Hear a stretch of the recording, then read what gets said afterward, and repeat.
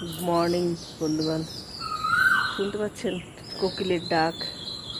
পাখিগুলো কিচকিচ করছে, সাউন্ডটা শুনে।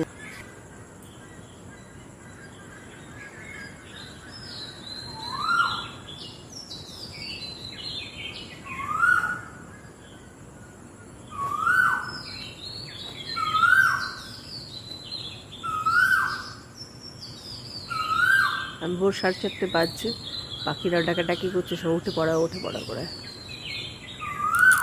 এবার হাঁটতে বেরিয়েছি, সঙ্গী আসছে।